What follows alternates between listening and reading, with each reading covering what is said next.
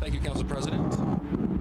To my friends on campus, the mayor, the council president, Councilmember Remy, Division of Police, and Executive Director of the Short North Alliance, Betsy Pandora. Like many of you, spend the past couple weeks not just hearing from neighbors and business owners in the Short North, but residents from across the city who have a heightened level of concern about gun violence and problems plaguing their neighborhoods relating to vehicular traffic, takeovers, ATVs, loud mufflers, and how that bleeds all into a threat of public safety. Folks are concerned. I understand. Folks are concerned. But there is a small number of people that are hell-bent on lawlessness and chaos, that they think that they are above the law and creating havoc and ruining it for the 99.9% of Columbus that is trying to raise their family, enjoy a wonderful neighborhood like this, and do the right thing. That's why we have to continue to support police and their enforcement efforts. That's why prosecutors have to step up and prosecute people to the fullest extent of the law, and judges need to understand to meet the moment when it comes to bond and sentencing, so that violent individuals who are committing crimes in the city of Columbus and threatening public safety are met with significant accountability. I applaud the mayor and the council for the historic investment in people, because we have to help people realize the opportunity and the hope that they have as an individual, so they don't turn to a life of crime, so they don't feel dejected or this sense of lawlessness and emboldenedness to get attention and threaten others. And of course, we need the political will with our friends right down the street at the State House to step up and do the right thing and help us as a city and other cities across Ohio be able to have reasonable, common sense gun laws that range from safe storage to something as radical as keeping guns out of parks. So from my perspective in the city attorney's office, we're going to continue our strong partnership with the Division of Police and its promotion of Operation Wheels Down and Operation Burnout.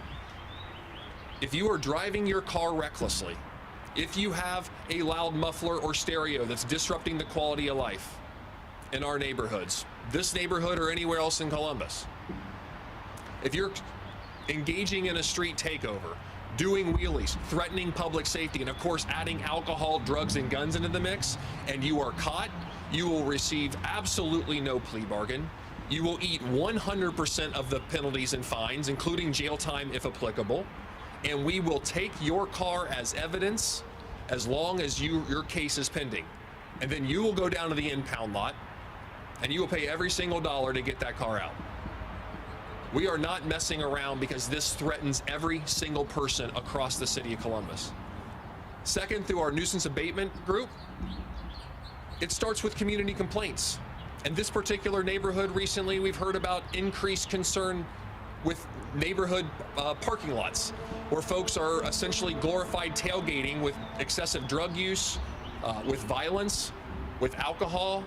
That is against the law. We have already reached out to parking lot owners to engage in a conversation with them about what is necessary to put that to an end.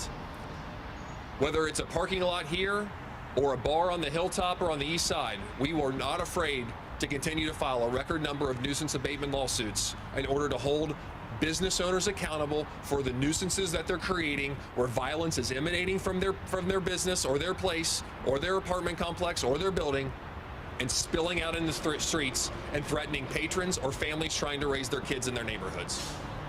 And finally, just this morning, we filed a lawsuit against the state of Ohio in the latest version of their attempt to prevent cities like Columbus from passing common sense gun laws. We're not going to stop. We are alone in this battle against extreme Republican elected officials who have no regard for people living in big cities across the state of Ohio and how we tackle violence. As a matter of fact, they are obstructionists.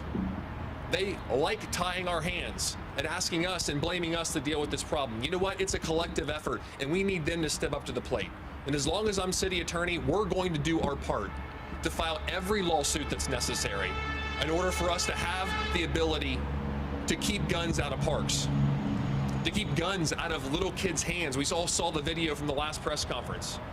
There's been many instances across the city recently that may be applicable to our safe storage laws where kids have shot individuals accidentally because they're 6, 7, 8, 9, 10, 11, 12 years old, but they're using their parent's weapon or a friend's weapon who's an adult.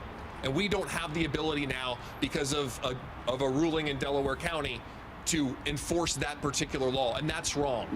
The mayor said it, and I agree with you more. If you're not going to help us out, at least get the hell out of the way so that we can help our citizens do the right thing to protect each other from out-of-control gun violence that's plaguing our community.